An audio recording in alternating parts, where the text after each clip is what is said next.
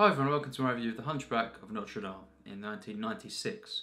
This is another animated film by me, reviewed by me, and of course it's directed by Kirk and Gary Trousdale. And it's the 34th Disney animated feature film. And, of course, part of the Disney Renaissance period, which of course began in 1989 with The Little Mermaid. And basically, yes, this is when Disney came back in terms of financial success and of course just prolific, producing acclaimed films, and just enjoying success again, which really hadn't happened too much for quite a few decades up to that point. And of course, The Hunchback of Notre Dame, it's a one that very, very dark, compared to a lot of the Disney ones around that time. And really just in general, I think it's actually one of the darkest Disney films. And yeah, it's the 34th, and basically, a couple of years after The Lion King, and this is my third animated review. So yeah, which is weird because actually, I may not have mentioned before on my channel, but animation, the animation genre, is actually one of my favourites in cinema. There's probably 10, maybe more films, animated films, in my top 100 alone, and one of them is actually my top 20. So maybe you'll find out what that is sometime, but probably next year I'll be reviewing that. But yeah, I want to start properly, digging back in, to reviewing more animated films. And yeah, this one, of course, is my third because I've done the Lego Ninjago movie, and of course Incredibles 2. Now this one is one that I watched, fairly a couple of times, quite a few times as a kid, really, but not as much as, because most of the animated films I had, which was on VHS at the time, and eventually DVD, and now of course Blu-ray, most of them I watched a lot, over and over, and this one was one of the ones that, I watched maybe 10 times or so, so not one that I watched compared to the rest as much, and it's not massively popular. If you kind of discuss about this film, people, what they would say is probably it's underrated, or it's something they don't care about too much. It's only got 6.9 on IMDb, and yes, films like Bambi and stuff have not got that much, but they've at least got 7s. It's actually quite surprising how low a lot of the animated scores are on IMDb. Snow White being one of them, and Pinocchio as well. It's quite shocking, considering I would have thought these films are highly popular, in that sense, and I absolutely love them ones. But yeah, no, not a lot of animated films.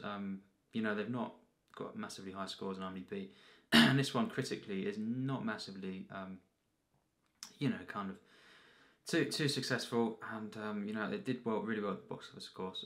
This Renaissance period that happened really allowed Disney to come back, financially. And yes, this one, of course, tells the tale of Quasimodo, and basically, it is a very dark one. It's of course many themes it deals with, isolation and just finding oneself and kind of being accepted in society, and of course there's a romance in there. It kind of as well, well, there's many different genres it dabbles into. You could say fantasy as well, but yeah. It really is a very good film, and I do think it's quite underrated. It's not one, I would say is a masterpiece for sure, and for me, not a great film. I do think it has some flaws, and it just doesn't quite reach, for me, overall, the level of greatness that it could have done. But considering, I think it is a very good film, and really connected with it. Loved some moments for sure, and overall, really liked the film.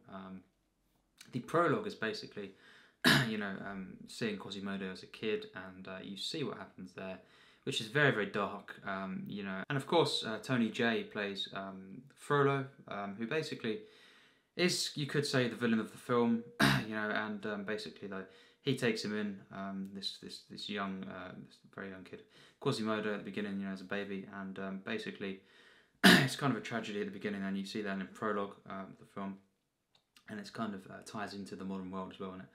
And yeah, very, very tragic stuff, very, very dark. He's about to give the kid up and kill it, but he takes him in, and he basically, even though he takes him in, he locks Quasimodo in the bell tower, and he's basically a bell ringer, of course. And yes, that sets up the film. And of course, Tony J, you know, in this film, very great voice acting. You know, this villain, you know, of Frollo, although he's, you know, he's very complex. He's not just a villain.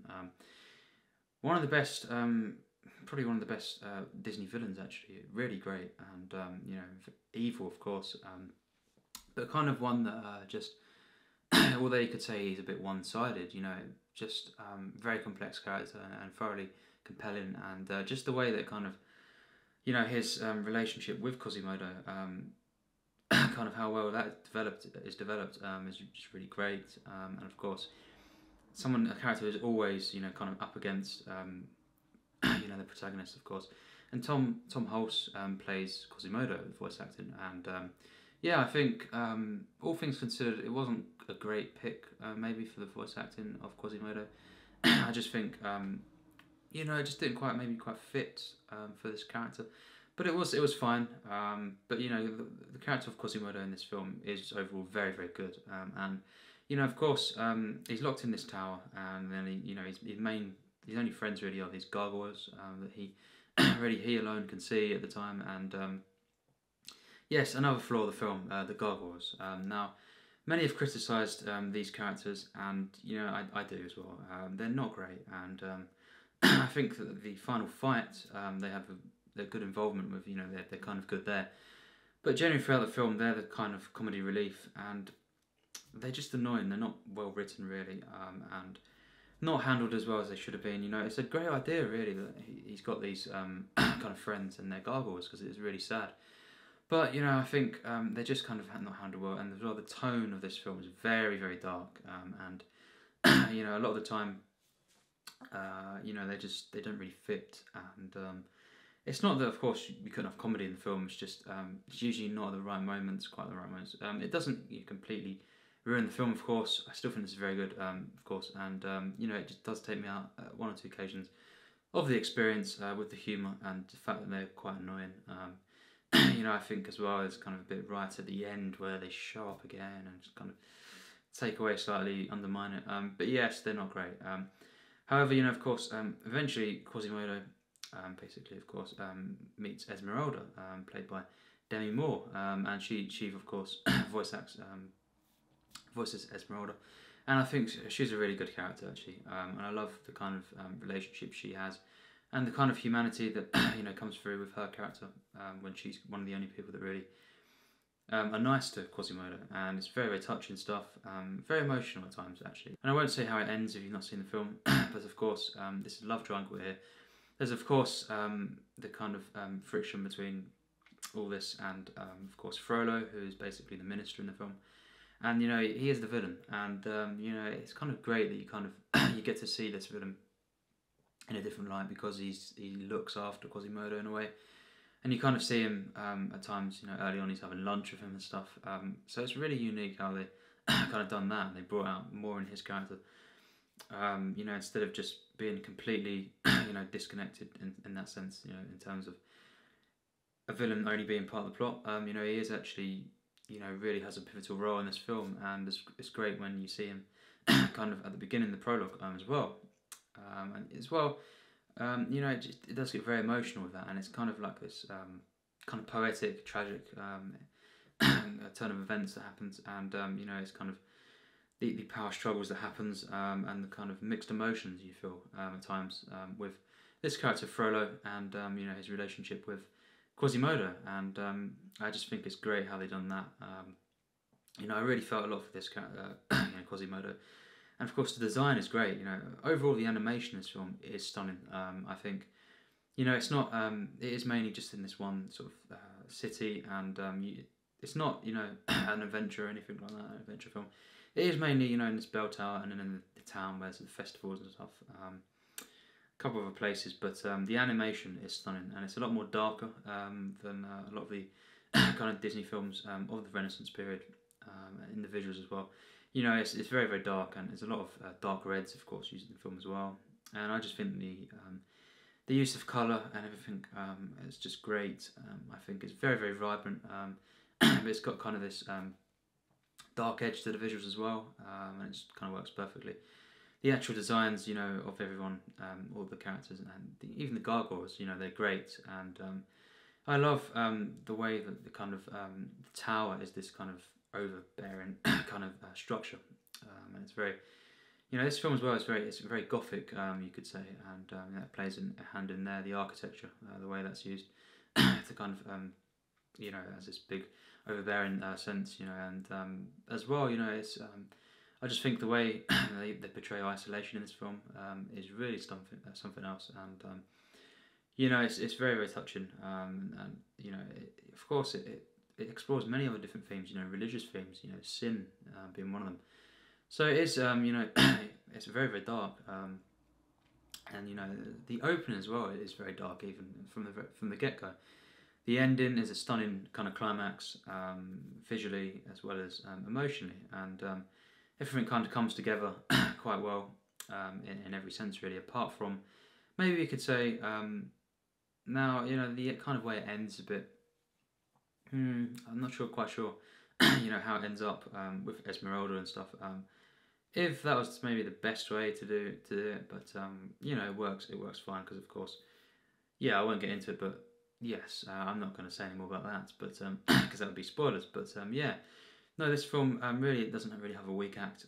There was one song really with the gargoyles that I didn't really like too much, but overall the songs are great. You know, and they do actually tell as well. They do advance the plot and kind of reveal you know, character motivations and you know, develop the characters through the songs. And of course, you know, there is a bit more songs and, you know, quite a few of the Renaissance kind of films, you could say. But yeah, I think they're all really good. You know, they're very atmospheric. That's what I found on rewatching this. And you know, they're full of emotion. You know, and maybe not the best of singing voices, but all the time. But yeah, I think they do bring out a lot of emotion. They really have a purpose, and they are quite epic actually as well. You know, very epic. And this film has got its epic moments. You know, it's very it's very epic at times, and you know, it's a romantic film. The action in the film when it is there is great. But yes, I think you know, this film is very dark, and it does have some moments of comedy that slightly taint the consistency of the tone, and as well, you know, some of this stuff, you know, is a bit basic for it to, you know, reach a level of a true greatness. I feel, you know, it's not like well, a couple of the other Renaissance films actually alone, and certainly just Disney films in general, animated films. You know, it is very dark, and there's moments where it is very emotional and very deep. But other times, you know, in some of the side characters, it is a bit basic, and you know, it's not got an all round perfect cast of characters. But I really liked Esmeralda, and you know, the goat that she has as well, and of course Quasimodo. Great character, and the best probably being the character of Frollo. I think he's just amazing in this film, and actually the best comedy comes from him. As well, of course, the darkest moments come from him. You know, it's very very dark film, and yeah, it's got it achieves that really well through the atmosphere. You know, and just the visuals and the music as well. So yeah, I think it's a very good film. Overall, and yeah, I suppose just as good as I remembered, because I didn't you know, love this film like I did with a lot of the other animated films that I had as a kid. You know, films like Toy Story and stuff. Nowhere near as good, but it is very good, and I suppose it's a bit underrated actually. You know, it's got solid ratings. You know, even a bit under average ratings, but so yeah, I do think it's a bit underrated, but it's not for me, you know, an animated masterpiece or anything. You know, it has very very complex and dark themes, and most of them are explored really really well, wonderfully, and it's got loads of moments of humanity. The visuals are quite stunning, for sure. The music overall is very very good, and there was only really one song that I didn't really care for, and yeah, and it has overall very good characters.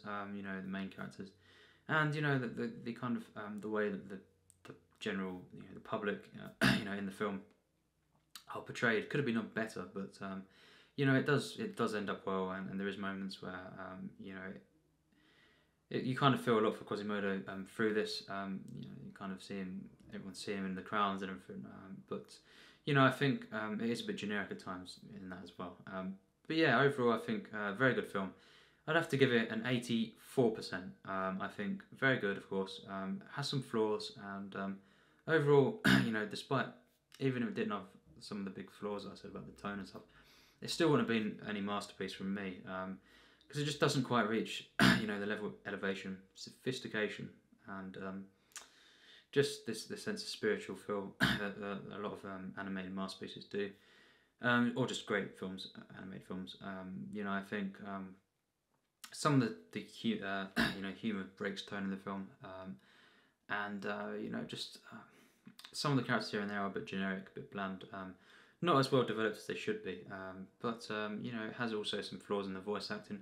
But overall, the voice acting is very good, and especially Demi Moore. Now, you know, the ending as well, it's got its epic moments, but again, them gargoyles, you know, they really, there's moments in the film where they kind of, they get in the way and they kind of, they just annoy me. You know, I've heard people that really do not like these characters, and I suppose I'm kind of on that side. You know, I don't think they ruin the film, but they do maybe not ruin certain moments, but they do take away from it. They do undermine the emotion and stuff. And just imagine if they weren't in the film, it would have been more, you know, consistently dark and more consistent in its tone. But as it is, I think it's a very good film. Not great, and not one of my favourite animated films, for sure. But it's an animated film I do really like, you know, and I definitely recommend it if you've not seen it. And yeah, I just think visually, you know, in terms of its tone mostly, apart from the comedy moments, and in the way that it's kind of this tragic film, but it is, you know, one that's very satisfying at times as well. And you know, it's a human film. I think it is very good and an impressive film for sure. Probably one of my favourite Renaissance films, because there is a couple that I'm not big on that are worse than this. There is one of them that, yeah, I absolutely, well, we'll get to that, but overall, you know, a great period for Disney. And this is a very good film.